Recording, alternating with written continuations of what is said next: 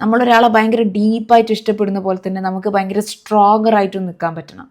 ഒരിക്കലും എൻ്റെ അടുത്ത് വന്ന മദർ പറഞ്ഞ കാര്യമാണ്, ഞാൻ നല്ല രീതിയിൽ എല്ലാ കാര്യങ്ങളും നോക്കി നടക്കും, ഞാൻ നല്ല രീതിയിൽ കുക്ക് ചെയ്യും, സെർവ് ചെയ്യും, എൻ്റെ പല കാര്യങ്ങളും ഞാൻ സാക്രിഫൈസ് ചെയ്തിട്ടുണ്ട്, എല്ലാവർക്കും ഞാൻ നല്ലൊരു മരുമോളും നല്ലൊരു ഭാര്യയാണ്. പക്ഷേ I really felt invisible.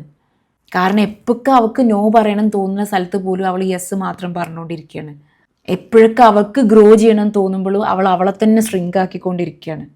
And deep inside she believing that നമ്മളൊരാളെ ഇഷ്ടപ്പെടുന്നുണ്ടെങ്കിൽ നമ്മൾ നമ്മളെ സ്വന്തത്തെ തന്നെ നഷ്ടപ്പെടുത്തി കഴിഞ്ഞാലേ പറ്റുള്ളൂ. ഇവിടെ നമ്മൾ മനസ്സിലാക്കേണ്ട സത്യം, ലവ് വിതൗട്ട് സ്ട്രെങ്ത് എന്ന് പറയുന്നത് കംപ്ലീറ്റ് വീക്ക്നെസ് ആണ്. ആൻഡ് സ്ട്രെങ്ത് വിതൗട്ട് ലവ് എന്ന് പറയുന്നത് എപ്പോഴും ഡിസ്റ്റൻസ് മാത്രമേ ക്രിയേറ്റ് ചെയ്യുള്ളൂ. പിന്നീട് അവൾക്ക് തന്നെ മനസ്സിലായി, റിലേഷൻഷിപ്പിൽ ലവ് വരണമെങ്കിൽ അവിടെ നമ്മൾ ഡോർമാറ്റായി നിൽക്കേണ്ട ആവശ്യമില്ല, നമ്മളവിടെ പില്ലറായാലും മതി. ഡോർമാറ്റ് ആകുമ്പോൾ എല്ലാവരും ചവിട്ടി തേച്ച് പോകും, പക്ഷെ ഒരു പില്ലർ ആവുന്ന സമയത്ത് ഇറ്റ് ക്യാൻ സ്റ്റാൻഡ് സ്ട്രോങ്.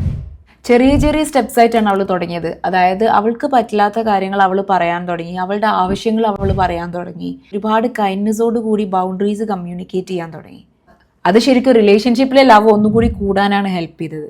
ഒരു റിലേഷൻഷിപ്പിൽ സ്ട്രെങ്തോട് കൂടിയിട്ടുള്ള ലവാണ് എപ്പോഴും റെസ്പെക്റ്റ് കൊണ്ടുവരിക. ആ റെസ്പെക്റ്റാണ് എപ്പോഴും റിലേഷൻഷിപ്പിൽ ലാസ്റ്റിംഗ് കണക്ഷൻസും കൊണ്ടുവരിക. ഇവിടെ നമ്മൾ ആലോചിക്കേണ്ടത് ഞാൻ ഭയങ്കര സോഫ്റ്റ് ആയിട്ട് നിൽക്കണോ അല്ലെങ്കിൽ ഞാൻ ഭയങ്കര സ്ട്രോങ് ആയിട്ട് നിൽക്കണോ എന്നുള്ളതല്ല. നമുക്ക് എപ്പോഴും സോഫ്റ്റ് ആൻഡ് സ്ട്രോങ് ആയിട്ട് നിൽക്കാൻ പറ്റും. That is for your power as a woman. If this resonates with you, comment love and strength below. Let the world know you are ready to rise.